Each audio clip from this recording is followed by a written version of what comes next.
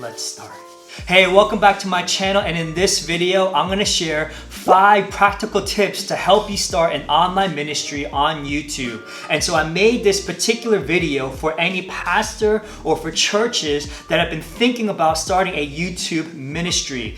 And so if we're meeting for the first time, my name is Tim, and I've been on this YouTube journey for about 8 months now, and I've been uploading devotionals and faith-based content on my channel to help people grow in their faith. And so I do want to say a disclaimer, I'm not an expert or a professional in any shape or form, but these are some of the things that I've learned that could help you start your online ministry. Now, before I get into the 5 practical tips, I just want to share 2 reasons why I think most pastors and churches should start this YouTube ministry. But if you just want the practical tips, you can skip ahead to this minute mark right here. Reason number 1 is that YouTube ministry is going to be the new norm. Now, we live in a digital age, and I think, for the most part, everyone is connected in some shape or form through social media. And because of this pandemic outbreak, I think online ministry is going to be here to stay even in the future. Now, I do want to be clear, when I say online ministry, I'm not saying that it should replace a physical gathering of the church every Sunday. I think that is vital. I think that is very important for the life of the Christian.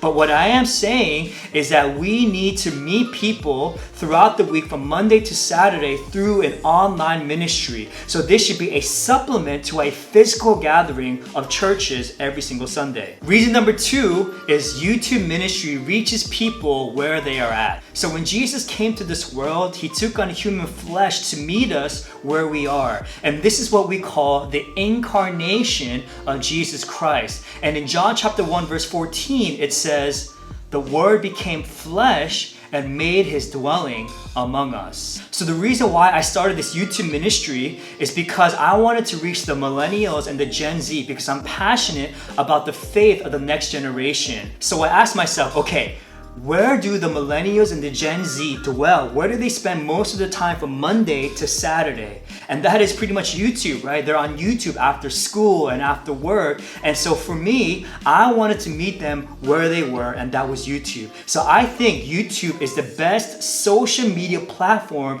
to reach people, especially the millennials and the Gen Z. And so those are the 2 reasons why I think churches and pastors should start a YouTube ministry so that they can reach more people, especially the millennials and the Gen Z. And so with that said, let's get right into the 5 practical tips. I'm so hungry. So, tip number 1 is that you have to punch fear and perfection in the face. So this is a tip that I actually learned from another YouTube channel that I'll link in the description box below. But these are the 2 greatest obstacles that you're gonna have to face and overcome in order to start a YouTube ministry. So let's talk about the first one, and that is fear. So there's the fear of being criticized, there's the fear of being judged, there's the fear of what other people are going to think about you, and it can be scary, I'll admit. And here's the thing, the most common fear that people have is actually public speaking.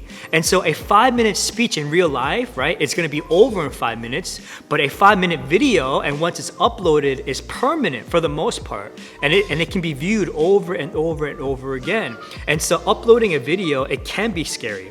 It can be fearful, it can be risky, and it can be extremely daunting. But this is why your vision and the conviction that you have that online ministry is the future has to be secure so that your fear will not hinder you or hold you back from uploading your first video. Now, perfection is also going to hold you back because you're gonna obsess over the minutiae parts of a video, right? You're gonna be obsessed about the detail, you're gonna make sure that everything is perfect, you're gonna make sure that you don't mess up, but the more that you're consumed by perfection, right, you're gonna waste even more time, and you're eventually not going to end up uploading a video because you're always waiting for that perfect video. But here's the thing, there's no such thing as a perfect video. And so my advice would be to upload that video, that first video, and then to improve on a particular aspect of your video every single week. And then you'll eventually get better week by week. And so the tip number 1 is you have to punch fear and perfection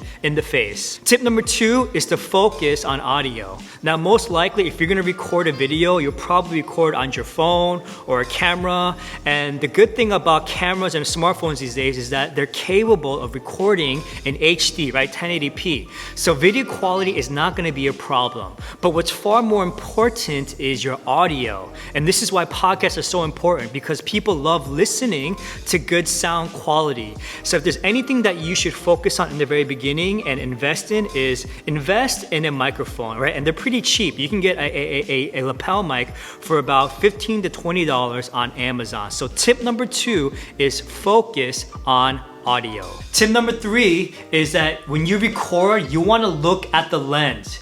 You know, if you're talking to someone in real life, right, it's considered rude if you talk to them but you're looking at something else. And in the same way, when you're recording a video, you want to make sure that you're looking at the lens and not at the screen or the monitor of your camera. So let me give you an example of what that looks like, okay? So right now you're looking at the camera that I record on, and as you can tell, I have a monitor and a screen on the side of the camera, and then here are the lens. And so the temptation for a lot of people is when they record by looking at themselves on the screen rather than looking at the lens. Now let me show you a huge difference of what that makes. So you want to make sure that you look at the lens when you record, and this is what it'll look like. So right now what I'm doing is I'm looking at the screen, I'm looking at my monitor, and I can see myself recording. But here's the thing, if you record like this, then from your perspective and your angle, I'm not making eye contact with you, so there's no connection. Now watch when I simply just shift my head a little bit, and now when I look at the lens, now we're making an instant connection. Now it looks like I'm actually talking to you.